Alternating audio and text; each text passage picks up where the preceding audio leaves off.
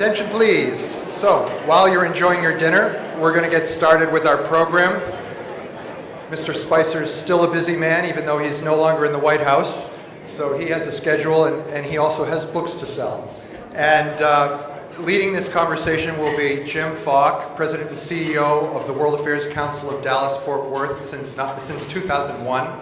Jim hosts Global IQ Minute, and that's available as podcast to all the councils. I encourage you to listen to his interviews. Thank you very much, gentlemen.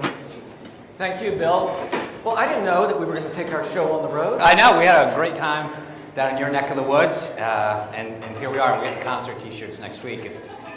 Sean was with us, I guess, about 2.5 weeks ago. We had a terrific program. Then we went out and had, I have to say, I see my friend, the ambassador of Tunisia. We had just a tremendous Middle Eastern meal, of course. But what we're going to do today is we're going to talk a bit about the book, but I know all these folks are going to buy the book, so we're not going to talk about every chapter. But I think one of the things that was so interesting when I read the book is that other books have been written about the Trump White House. And they've been written by journalists, and they've been written by some other folks. But this book is really the first book that has been written by an insider who worked in the administration for 7 months, but also was with the RNC, and then instrumental working with the campaign. And so we're not going to be able to talk about everything in the book, but what struck me was about how the campaign developed and evolved, and we'll get to that in a minute. Bill, you said that Sean, is around the White House. Well, he was at the White House this morning. He was in the West Wing. So let's start by, what's the mood over there after the midterms? I think it's actually, it's fairly good. And look, the thing that, love it or hate it, I mean, this president, this administration, from getting an understanding of what they feel at any given time is pretty out there. Between the president's Twitter feed and his press conference yesterday, I don't think you have to guess a lot about what's on his mind or what he thinks. And so I think it was not good to lose the House, right? You don't ever want to lose the thing. So that's full stop. But then when you actually understand what the expectations game were, that's crucial, right? So we were expected to get our clocks clean, both in terms of history, enthusiasm, and money in the House. And then traditionally, the Senate, the president's party loses an average of 5 seats in the Senate. We picked up seats in the Senate. We held on to key battleground states like Florida and Ohio going into a presidential election. So if you're trying to keep it in perspective, I'd say it was a mixed bag. I know the president's made the point yesterday, and I somewhat agree. I mean, if we had kept the House with a 1 or 2, 3 seat majority, it would have been brutal. Because people would have said, well, you control the Congress and you're not getting anything done. And speaking in purely political terms, having the Dems take over the House is actually politically beneficial to him for 2020. It gives him a foil to run against. It gives him to say, my agenda stopped, or the reason I couldn't get X done is because of them. Whether or not he would have ever gotten it through a Republican Congress is sort of neither here nor there. But the reality is, from a purely political and messaging standpoint, he's got this foil now to say, this is why my agenda stalled, or didn't get forward, or I didn't get this done, etc. Let's talk about some legislation that's going to come up that'll be of interest to this audience. And what you may not know is that Sean worked at the USTR in the communications office for several years. We had a speaker this morning who said that he thought that it's quite possible that, let me see if I can get the name right, U.S.-Mexico-Canada trade agreement might not be passed. How do you see that? That's a great question. Or is it too early to tell? It's too early to tell. I think at the end of the day, trade deals have become like budgets, which is everybody says what they have to, and then they get some kind of side deal to get them through. The problem with the USMCA, from a political standpoint, if you're a Democrat, is he got several concessions for dairy farmers, particularly in Wisconsin and the Midwest. So if you're a Democrat that represents those areas who've been complaining about it, you're going to have a hard time. From states like Michigan and even Alabama and other places that have auto workers, South Carolina, the deal for labor, environmental, and wage standards in cars going in and out of Mexico was massive. And again, if you look at who represents a lot of those areas, it's Democrats. So it's going to be, the irony of what he did to NAFTA was actually achieve, in many cases, things that Democrats had talked about for a long time. Higher environmental standards, higher labor standards, higher wage standards. So for folks to turn around and, I mean, there's really very little to complain that they've done to improve it, right? They've strengthened a lot of intellectual property rights, a lot of digital rights, things that didn't exist when it went into force in 1994. But many things that would have been in the TPP. Oh, TPP is much different. A bilateral trade agreement, in this case, you know, this is a bilateral plus in terms of its regulating flow of trade through your northern and southern border, is vastly different than a multilateral deal where at TPP you are dealing with the lowest common denominator. So states with the lowest barrier to entry or the highest barrier to entry were dictating more of the terms.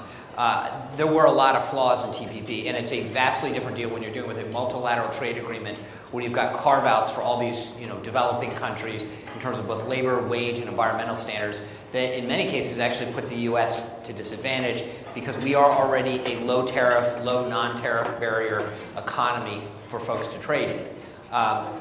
So I get it. I think from a political standpoint it'll be really interesting, but it's going to be a hard case to make that if you are a Democratic lawmaker in a state that produces or has anything to do with car manufacturing, whether it's the actual car or the parts, or you're a dairy farmer state that's benefited in particular, that this somehow doesn't benefit you.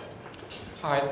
In the last 24 hours, there have been two events that I think are very concerning. And I think it traces back a little bit to the president's, as we've talked about before, war on the media. Yesterday, Jim Acosta was involved in the situation and now has had his hard pass withdrawn, removed from the White House. And then I've just heard that Tucker Carlson's house, there were protesters at his house and cracked the front door. Certainly the rhetoric has gotten pretty high. What are your thoughts about this? What needs to be done to put this back into a bottle? So they're, I think, vastly separate. They are. But so if I can take the former first, or the latter first, I think what happened at Tucker's house last night, and for those of you who don't know, a group of Antifa protesters went to his house. He was not present. He was at the Fox studios taping his segment. His wife was home alone, locked herself into a pantry closet. They cracked the front door, rang the doorbell, and chanted outside. Yep. I don't think that that's... The idea that we're even having to discuss whether or not that's crossing a line is mind-boggling to me. We have gotten to a place where what is acceptable is sort of now depends on what side you sit on, right? In other words, the folks on the left go, well, you know, it's Tucker, he says all this stuff, he deserves it. And the folks on the right will sometimes say, well, you know who that says, and they deserve it. And I think that there's like a humanity aspect here that we've overlooked, which is like, we pride ourselves as American to have free speech, to be able to express ourselves freely, to assemble freely. But as I've reminded folks, and by God, my entire legal understanding comes from watching a lot of Law and Order, but a simple read of the First Amendment says that you have the right to peacefully assemble and protest grievances against the government. It doesn't say that you can get in somebody's face. In fact, if you look at when there's we're in the nation's capital, if you want to go down on the mall and protest X or go stand on Pennsylvania Avenue, you get a permit to do it. It's how it is in most cities. And there's a reason it allows you to peacefully protest in a way that is in accord with the civil ordinances and make sure that no one's hurt, no one else's rights are infringed. We've gone from that to standing outside people's houses, to accosting them at restaurants. And I'll tell you, I've had some folks on the left say, well, we have every right to do it. Well, I'll tell you this, the next time that you think we have every right to do it, you stand there or watch a loved one stand there, be surrounded by 10 or 12 people, point their finger at you, and wonder, do they have a weapon? Are they going to hit me? Because when you've had that feeling deep down, you don't sit back and go, you know what, they're just freely expressing themselves, honey, we need to let it go. And you've had some of these situations. I'm not going to discuss my situation because I don't want to incur it, but there is a big difference between expressing yourself, addressing your grievances, making your point known, petitioning our government, than getting in somebody's face, going into private establishments, even standing outside someone's home. If you want to stand outside and hold a sign, to some degree I can probably find a gray area there. Let's talk about what happened at the White House yesterday. So again, for those of you who haven't seen it, Jim Acosta was called on by the president. He got up, asked a question, didn't like the answer that he got, then continued to question the president over and over again, was told to sit down multiple times, refused to give up the microphone. And in the course of this, so the way it works is they've got these either interns or press assistants, it depends on what the event is, they will hand the person a microphone, you ask your question, you hand it back. It's pretty simple. And there's a lot of protocol that goes behind this in terms of, generally speaking, at an event when the president says, thank you very much, that ends the dialogue. That's just the historical precedent on the interactions. He was told on multiple occasions, after asking what became his third question, that was enough, please sit down, please sit down, please sit down. The intern was getting the microphone back, he swatted her away. Yeah. They have revoked what they call a hard pass, which is, there's reporters who cover... Some people say swatted, he says he did. I get it, but there's no question that there was physical interaction, okay? I, in some ways, don't know that that's even, frankly, the issue that I would be fighting over. The fact of the matter is that it is, regardless of who's in power, it's the president's press conference. He's called on you, you ask a question. In this case, he went on for 3 additional questions after being repeatedly asked, please sit down, you're done. At some point, there's a level of protocol and decorum that's expected. And there was a reporter once that yelled at President Obama in the Rose Garden inappropriately. I thought that was wrong. There's a level of respect that you give the office of the president, and frankly, it's their press conference. You were there at their invitation. You got your question. You may not like the answer, and I understand that. But it's not like and just to be clear, the question that was asked was, he was asking him about describing, he said, you refer to the group of folks coming up to our southern border as an invasion. Why do you do that? And the president said, I view it as an invasion. Now, I actually think it was a dumb question in the sense that if he's smart, he should have said, you've used the word invasion. Please define why you use that word. In other words, get the president to say, why do you think these people who are unarmed, don't fit these attributes, are somehow invading? I think that would have been an interesting way of saying, please explain yourself. Instead, the president said, because I view it that way, and which, whether you like it or not, is a legitimate response. Because saying, I view it, Acosta kept going after him. So where do you stand now about, the president continuing to say, we're on the media, CNN's awful, etc.? How do you dial that back? I think you and I touched on this a while ago. I'm not a fan of the term, and here's why. I have been a conservative Republican who voted for Donald Trump. I do not like it when people walk up and go, well, because of that, you are fill in the blank. You are a racist, a sexist, a misogynist. I mean, it goes really long. And I just don't think that that's an effective thing. If you have a problem with somebody, then say, I don't like, what you did on this, or the story that you wrote on this, or you got the fact wrong. But when you throw the baby out with the bathwater, when you take all people and put them into a basket, you're doing exactly what I think I don't like being done, which is, right, so it's like everybody who belongs to this group must fit these traits.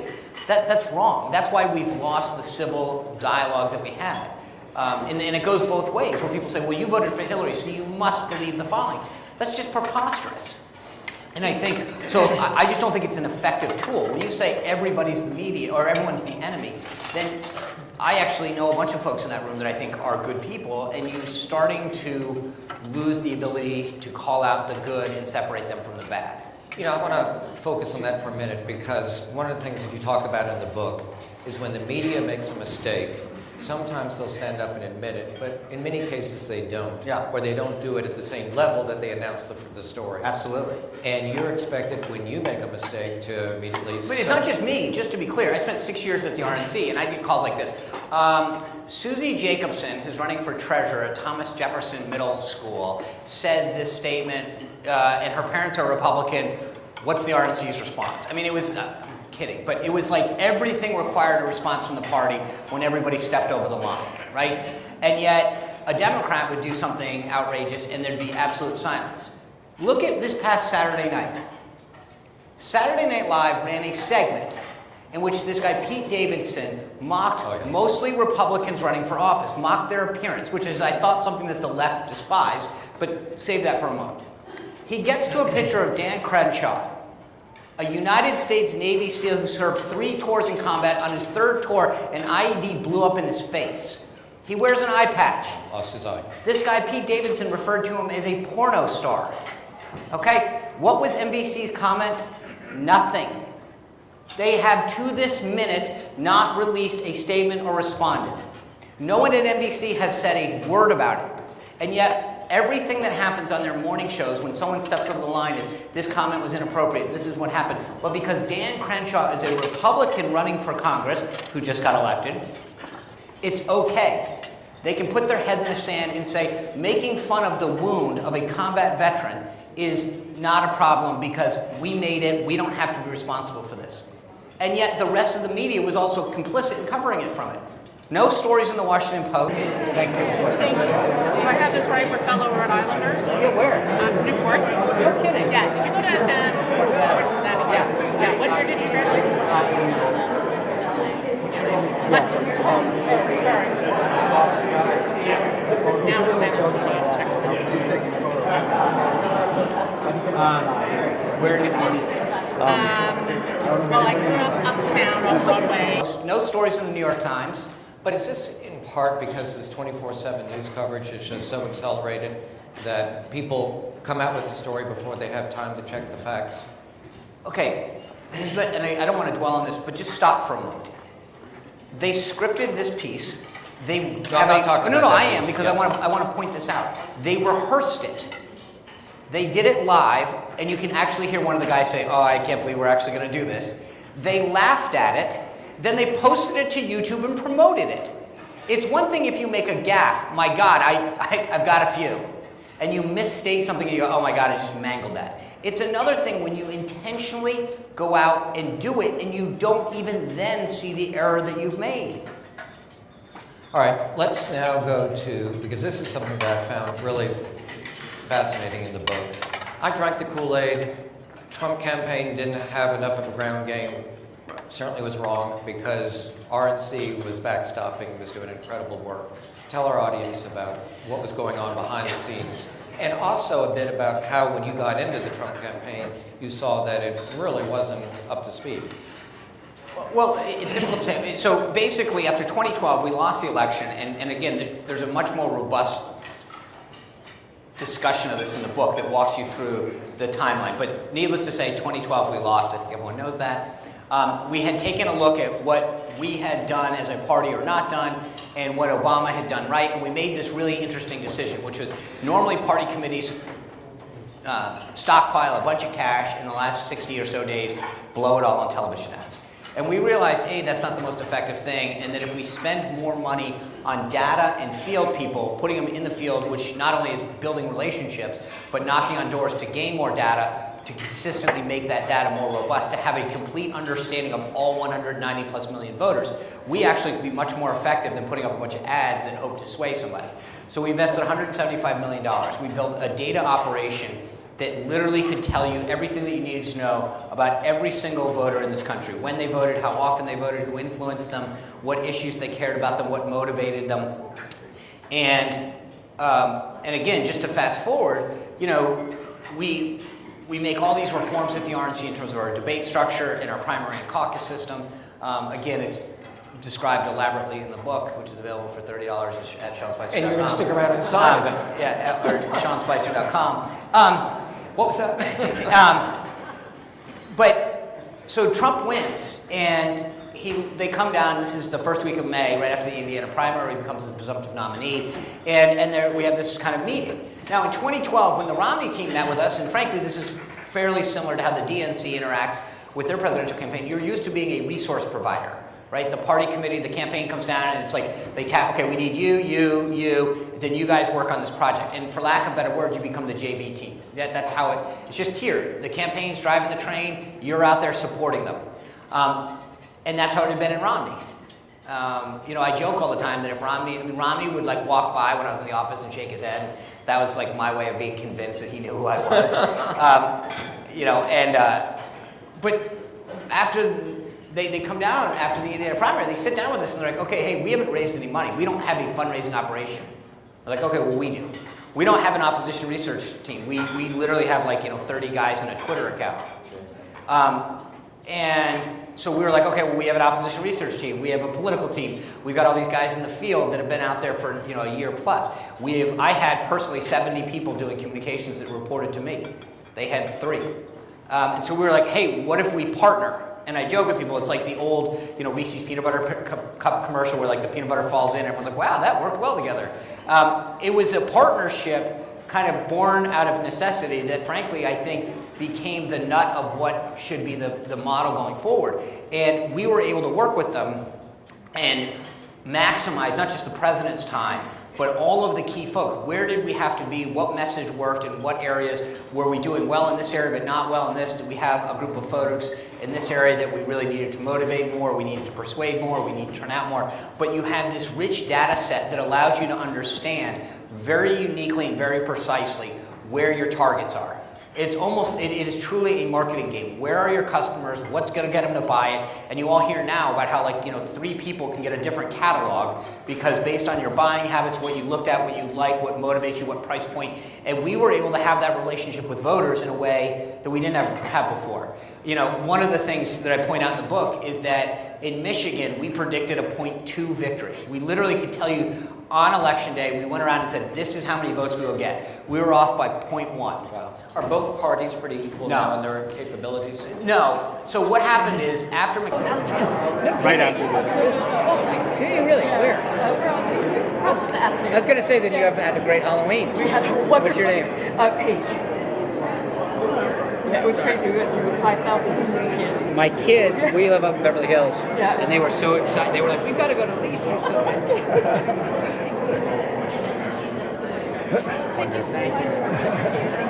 McCain-Feingold, data costs a lot of money, as I mentioned.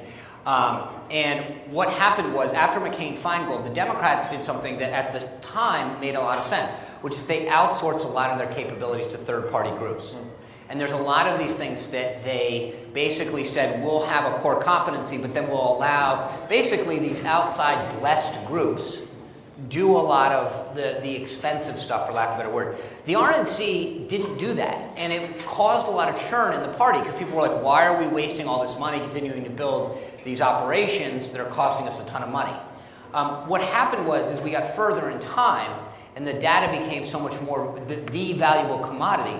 The Democrats realized that they, by law, had to have this arm's length relationship with these third-party vendors and entities that they had set up. Whereas because we had maybe had a short-term problem financially, it allowed us to literally own the data set and create entities that much more allowed us to not have to outsource it. It's right, you own it versus lease it, if you will. Why was Paul Manafort so critical to the convention and to the campaign? So after May, Trump becomes the presumptive nominee. But there's this never Trump movement afoot. There are people who are basically saying, we're going to go to the convention in Cleveland, and we are going to upend the rules of the RNC. We are going to vote to change them to allow other people to be brought in nomination. We're going to try to drag this thing on. And to be honest with you, I think there's a possibility that you could have dragged it on a day or 8 hours or whatever, but the ultimate outcome was going to always be the same. Manafort was the last guy that had been really involved in the '76 convention, which was the last brokered convention. He had worked on the conventions for Ford, Dole, Bush, Reagan, right? So this is a guy who, the one problem that you have, which is what if we have a contested convention and how do we avoid it, is basically the only Republican operative that played a key role in the '76 convention, played a role in the 80, 84, 88, 92. So all of his issues aside, business dealings-wise and legal, at the time, he's your guy. It's sort of like, when you're assessing, what pitcher do you put in, you're like, okay, this guy can actually, has a record of just throwing strikes to this batter. That's who you want to bring out. So he was brought in to be delegate chair or convention chairman. And at the time, and the other piece, and I talk about this in the book, is frankly, because of that, because he had been around so long, there was a level. He wasn't exactly David Plouffe on the cutting edge of technology, but he added a level of maturity that I think was needed at the time. You had a lot of folks that had been with Trump that had never run a campaign. They had never been at the big leagues, and you needed somebody that knew how to interact with folks because a lot of the quote-unquote establishment of the party hadn't been with Trump. And Manafort had the level of maturity that sort of was like, okay, we all heal together after the convention, we all got to be at one. Whereas I think a lot of the folks that weren't as seasoned were still looking to pick fights or settle scores. We have just a few more minutes before we open it up. And one of the questions that I know you're asked all the time is, how did you view your role as press secretary? And when you and I talked 2.5 weeks ago, I said that the Washington Post has identified over 5,000 mistruths, misstatements, lies, whatever you want to call it. Now it's up over around 6,200. How did you feel when you were there representing the president when you knew, or did you know, that something might not be absolutely accurate? Well, I think it kind of touches on what we were just saying about Acosta and the question that he asked, Yeah. which is my view has always been, from a press standpoint, your job is to represent the views and positions of the person or the institution that you represent, right? You give the person that you represent, or the people, depending on the organization, your best guidance privately and say to them, here's what's going to happen if we say this, here's what I suggest is a better tactic or whatever, but ultimately, they're the ones. Now, just for a minute, for those of the people, because some folks that I've talked to will disagree with that, and I'll say, okay, think about the tenure of a press secretary that goes to the podium and says, the president today believes the following, but I got to be honest with you, he's wrong. He's wrong, and here's why, and I don't know that you'll make it back through the back door before they're escorting you out quicker than Jeff Sessions. And so your job is to represent them, and it's kind of like the point yesterday, which is you get up and say the president believes this, his view is this. There's a difference between saying, if I say, someone says, what does the president believe 2 + 2 is? And I say the president believes it's 5. Mm-hmm. Now, you may say, Sean, there's not, every mathematician proves this. I get it. If you ask, what do you think, or do you, that's a different question. But if you're asking what the principal's view is on something, then your job is to go in and say that, okay, that's empirically wrong. Here's what here's the blowback that's going to happen. Here's why I would advise this. Here's 5 mathematicians. You make your case as a strategist, as a counselor to that person. But ultimately, your job is to represent them in lieu of them speaking for themselves. And your press conferences were observed by someone quite closely. Yeah. So tell us about what it was like in the morning when you prepared. I would say that it's like preparing for a final exam every day. Every day. You wake up and you're basically just starting to read. Okay, I'm going to have to know about that. I didn't know that was the deputy secretary of whatever. Who is the finance minister of Kazakhstan? Gotcha. There might be one of the ambassadors can help me here. But thank you, sir. But you would call in people, you'd say, okay, get the NSC folks in here, walk me through this, explain me why the policy is here, a lot of the criticism. You're doing a verbal back and forth all day long with all of the key advisors, legislative affairs, the counsel's office. And then somewhere, usually at midday, I'd go in and say, Mr. President, these are what I think the top 5, depends on how much time. If he was jammed, I'd have to pick 1 or 2 maybe. Sometimes not at all. Yeah. But it depended on the day. Going, this is what they're saying. The NSC guys want me to say this. The council want me to say this. Here's what he'd say. Sometimes he'd be like, perfect, got it. Sometimes he'd say, no. Make sure that you add something at the end there. And sometimes he'd say, no, that's not what I believe. I believe the following. And then I'd go back and tell the lawyers, and they'd say, he can't say that. And I'd go back to him and say, they said, you can't say that. And then we'd finally all go to the Oval Office, and they'd have it out. And then you'd say what he told you to say. Right. And so you're doing that from about 7:30-ish in the morning. I'd get up at 5. I'd get there, try to get my head in the game, reading everything I could to understand where I thought the matrix was for the day. And then you just start your prep. And it depends. Some of the issues, if someone's coming in and saying, hey, we're going to reauthorize, the such and such act, you're like, okay, well, I need to get up to speed on this. What are the critics going to say? Because it's not just the White House press corps. There's niche reporters there, too. So there's an environmental reporter. There's a business reporter. And this is their game, right? So there's going to be a reporter from, if there's another country that's dealing with them, there's going to be like a French reporter there all the time. So if something's going on in France, or if Paris just had this happen to it, or what have you, I need to make sure that I can either be comfortable passing it off to the State Department, but that I know enough to say, yes, the president's aware of that incident that occurred and such, and he has already spoken to, to the president, and whatever it is, or this issue with candidates, he's talked to Trudeau, blah blah blah blah blah. But you've got to be aware of all that at all times. Let's hear from some of our members. Rich Redeker from Western Massachusetts, and you started off. My question really is: does the truth matter? Which is kind of like the last question that was asked. But you started off today by saying that Jim Acosta swatted the intern away.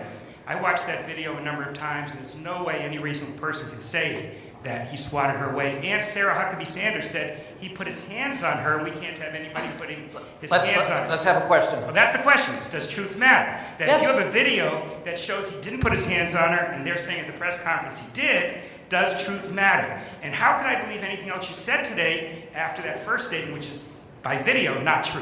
And let me just add a postscript to that walking in here, I read that the White House, Sarah Sanders, had retweeted a video that apparently has been doctored to speed up the moving of the arm. Well, first of all, just to be clear, doctoring a video, someone who's dealt with videos politically for a long time, is changing the material. Speeding up or slowing down a video is not doctoring it. It's the same when you turn on the news every morning. And That's a nuance. Come on. I mean, no, it's not. If you turn on the news every morning when they talk about a car, look at this intersection, they slow down the car. That's not doctoring. Doctoring is materially changing the product. That is the truth, if that's what we're talking about. That's the definition of doctoring something. Speeding up, it's not a nice try, ma'am. Then tell me, does the news doctor videos every day when they show you a car going through an intersection, they slow it down? all right. Let's hear. That's different. That's different. But to the point of look, I watched the video. I can't say I did it forensically and slowed it down. He does this with his hand. Her hand goes back. I'm not a forensic, but I'm not here to sit here and argue whether or not Jim's hand physically touches her. But if you want to sit back and watch the video later, I'll do it. But I'm not up here lying to you saying, I watched the thing, his hand moves, I go, oh, okay, he pushed her. I'm not accusing him of anything malicious or saying that he assaulted her or anything like that. I believe there was some kind of contact and interaction, but I really don't know how that's somehow, that is my layman looking at a quick video that was on television, seeing something and not thinking it was that big of a dispute. I want to hear from you, sir. I a simple question to start. Do you or the president decide who you're going to call on in the press conferences? A harder question I'd like to ask too is, when we hear senators and whatever speaking at the Naples Council, we hear statements saying that Trump is destroying the State Department. Would you respond to that as well? So simple question, hard question. The answer is, do we call, like when we have a press, when we have a press briefing, it's not as easy as you think because the folks rotate all the time. So like who's there from the AP changes, there's 5 or 6 reporters, so it's not always as easy because you don't know necessarily who's going to be sitting in the seat that day. So like on any given day, they might have 5 reporters come to the White House from the AP or CNN or Washington Post or 2 or 3 or whatever, but you don't necessarily know who's going to be sitting in their seat. Right, so you may want to, but yeah, there is some premeditation in the sense that reporters will come to you before the briefing and say, "Hey, I've got a question on such and such.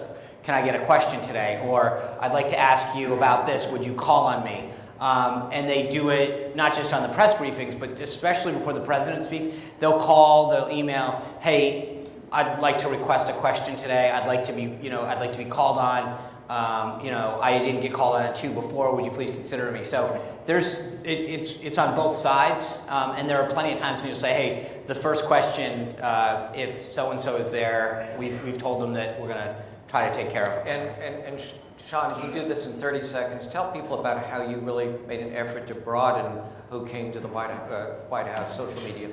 So the White House briefing room is 49 seats big, and it is assigned by the Correspondents Association. In the front row is the wire services, AP, Reuters, NBC, ABC, Washington Post, New York Times, all the networks, all the biggies right there. And then it kind of goes a little bit back, further back in terms of like some of the other outlets that are there, and then everyone else gets to stand along the walls. And the tradition had always been that the AP gets the first question. You generally call on the first couple rows, and at the start, some of my predecessors would literally go down the rows before they would go anywhere else. And then 45 minutes or so, or whatever the time, the AP reporter would generally say, "Thank you," and that would signal the end of your press conference. My view was that we were coming to not necessarily abide by all the rules. And so my first press conference on that Monday, I literally called on the New York Post first when the reporter said, "Thank you for doing it." I said, "No, thank you. I'm going to keep going." Went for another 45 minutes.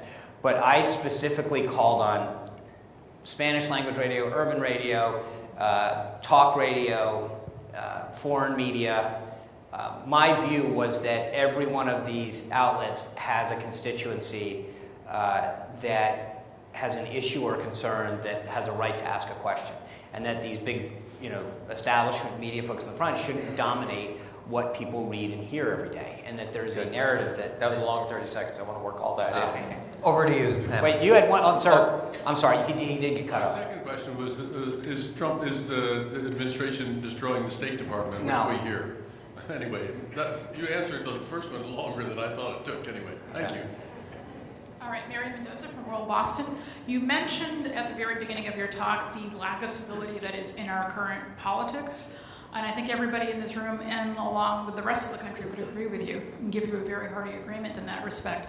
However, Trump ran a campaign where he basically, in his rallies, would encourage people to assault protesters, and including going as far as to say, I will pay your legal bills. And your question?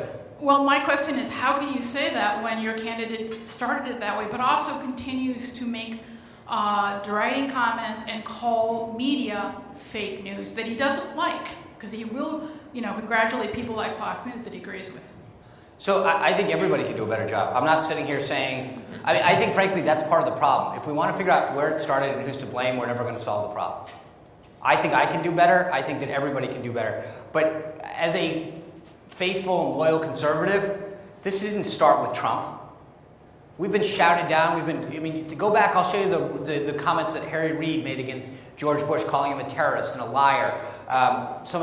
If you want to go back, we can trade back and forth when it all started. I think that the president and everybody in this country can do a better job being more respectful, more civil to each other. But if we want to figure out how many fingers we can point at each other and say, well, he started it, he escalated it, great. We can go have that debate, and I can probably go at it with the best of them. I've experienced it for 35 years, where conservatives have been on the losing end of a lot of rhetoric, and yet there's been zero concern about the rhetoric when it goes one way, and there's not the other. So you can... my answer is we can all do a better job. I'm not excusing some of the comments that have been made, but I think that the issue that I find fascinating is that it's always a one-direction thing. It's like, if he only did this. No, we're all in this together. If we can do a better job, then I think we can probably raise the dialogue. But I think that there's a lot of entities that have a piece in this. Well, Let's hear from you, sir. since he is the president right now... We're over. Hold on, I'm sorry. What's that, ma'am? Since he's the president right now, he's got the bully pulpit. I don't disagree. Look, lead the way. sure. And I think that the more that we can all do, the better. I'm not, but I think, again, it goes both ways. There's a lot of entities that you can't say, well, he should not do this, but then you look at some of the comments that come from the other side towards him, and you go, okay, I get it. I grew up, my mother's whole thing was, just because they say it, you don't say it back. Two wrongs don't make a right. I get it. But the bottom line is that that's it. Again, we can go back to, well, you started it, and that's not going to further the discussion. Let's hear from you, sir. Hi. Hi. So, to bring it to foreign policy, I guess. So the State Department has had its top diplomat leave in the last 2 years. This is a generational issue that won't be resolved for a long time. I'm a first-generation immigrant. I moved here when I was 4 from Cuba. And in his State of the Union, the president said that the method I used, the visa lottery, was one that criminals used. That individuals who came over to this country through this method were no good. Yeah, it is a question. Why should I trust this administration? Why should I trust anything that comes out of this administration? That's my question. To be honest, that's up to you. I think the president, to be shocked that the president's, look, the one thing you can say about this president, that he's been very clear as a candidate what his policies were going to be, what he supported and what he didn't. I don't think there's anything inconsistent. You may disagree with the policy. You may not like the direction is. You may find it, whatever personally, however but he's been very clear what his positions were on immigration. There's no surprises here. So if you disagree with it, then I understand your concerns. But I don't think that I think that this is something that he's been very clear about what he was going to do and how he was going to do it. One or two more questions. Yes. When you were press secretary, I used to watch quite a bit, and I sort of felt sorry for you because you were obviously trying hard to do your job. My question has to do with the difference between you and Sarah Huckabee. She's a woman. Yes, that's true. But now I find myself wondering why the press even shows up, because it seems like it's also scripted and talking points, and they don't actually get answers to questions. So do you see the way she does her job or views her job as different from the way you approached it? Yeah, it's actually a really good question. Not just on the appearance. I'm a woman and I asked that question.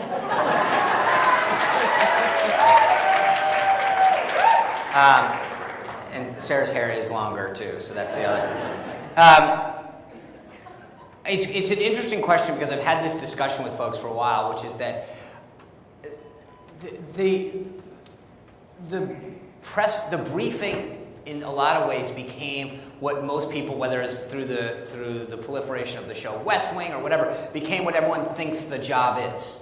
And it's whatever, between 30 and 50, 60 minutes of the day. You are, as press secretary, and your entire team of assistant press secretaries, deputies, and whatever, are dealing with all day long the most random questions from the media, from everything from protocol issues to personnel to new policies to rollout and clarifications.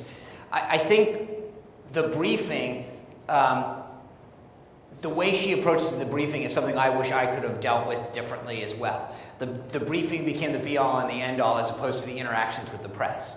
I think we could have been much more productive. And I think you're right. I mean, what it is the press asks the same question. Everybody goes down the row. They ask literally the same question so that they can get their clip of them saying it for their outlet. And remember, the briefing generally takes place, between, say, 1 and 3. They've been there for the most part for 4 or 5 hours. They've gone through and interacted with the press on all of their key issues. Okay, hey, we've got a deadline on the story that we're doing. That briefing has become a show. And it is not meant to, it used to, because when it wasn't on camera, that was the gathering. And that's when hey, I need to follow up on this. And it was more of a dialogue and an interaction with folks where you did get information. It was informative, hey, I'll follow up on that. Let me get this done, da-da-da-da. And it was like this transactional scrum that just happened behind a podium. But back in the day, they used to do one in the morning in the press secretary's office. That was just sort of this, the press secretary would sit at the table and they would fire questions, be like, okay, I'll get back to you on this, da-da-da-da. And it's supposed to be an opportunity to provide information to the media. It's no longer doing that. And you're absolutely right. I mean, it's like, here are my talking points, here are the same questions 50 times. And as you've said, the president now is really the one that's really speaking to the Yeah, I mean, and if you look at the president's interactions especially over the last 3 months, between press conferences, pool sprays, one-on-one interview, I mean, he has sort of now, the press secretary doesn't come out and say, here's what the president thinks when you've all just talked to him. And it's sort of actually changed the dynamic because you're needing the press secretary less. Most press, a lot of the correspondence in the last couple of weeks have come out on the record. Major Garrett wrote a book on this from CBS saying that this president interacts with the press more than anyone else. He may not have these formal press conferences, but he's walking to the back of Air Force One, he's bringing people into the Oval Office, he's going to the pool spray, and so it's just his style of interaction is different than these formal ones. But as press secretary, it makes your job a heck of a lot easier if he's out there doing an interaction every day. Let's take the last question from over here. Yes. Joe Davis, Colorado Springs. The right to a free press is enshrined in the Bill of Rights in our Constitution. How are we to understand the president's statement that the press is the enemy of the people, other than deliberately undermining that constitutional right? Well, I don't think you're going to get any argument from me on. I think that it's an essential piece of any democracy, especially ours. Other countries around the world look to us. And so I think that having a free and robust press corps is essential to not just our democracies, but every emerging democracy as well. So you're not going to get an argument from me on that. I do think, though, that one of the things that gets lost in the discussion is, yes, we have a free press, and I am 100% supportive of it. I think that we need full spectrum of voices in the press corps. I think having left-wing media is good. I think having right-wing media is good. I think there's always this battle of ideas, and the more people are staying informed, the better. But I also think that that same amendment that gives the right to a free press, as we discussed earlier, gives all of us the same right to make our opinions known, and to be able to push back against stories. Look, I hope, you know, if you take a moment, for those of you who do buy the book, and realize some of the egregious things that they write and say and do, and I'm not saying they're all bad. One of the things that I did in the book, basically to exactly, I think, part of the reason you asked that question, was I call out a ton of reporters for doing a good job, and some that people found very surprising. Because to me, a good reporter can be tough, tenacious, but as long as they're fair and professional, ask away. And I have some of the best interactions that I have with folks on the far left who in the press corps, because they sort of get it that like, hey, I want to be able to have a conversation with you about how the right thinks of things and whatever. And so therefore, they're much more civil in a lot of ways because they want to have that relationship so that they say, hey, I need to understand the mentality of what are the Republicans thinking, what are conservatives thinking on this. So I don't really care about the ideological piece as much. I care about the fact that a lot of these reporters have lost the focus on journalism, have lost the focus on informing the press, and made it about themselves, made it about sensationalizing, made it about clicks and clips and number of retweets. That's not good for journalism. And so I agree 100% with the premise of your question. I think that it is essential not just for our country, but for the rest of the world to see us have a free and fair press and to see them operate freely and fairly and operate however they want. But I also think that it's a two-way street. With that right comes a lot of responsibility. And I think that that part has gotten lost in the conversation. That the folks, if you're going to write with impunity and not care about tarnishing people, and you're going to allow every click to become, the focus of stuff, then there is an element in which you're going to lose the trust of the people that you're supposedly informing. Sean, I want to thank you so much for being with us. And I also want to let all of you know that when Sean came to Dallas, we had a great audience. A number of people bought the book, a high percentage, and I received so many emails from people saying, thank you, because from the book and from what you've heard today, you're really going to learn a lot about President Trump, the campaign, and I think just as importantly, Sean Spicer's views on the media and the First Amendment. So Sean, thanks for being a friend of the world. Thanks, Jim. You bet.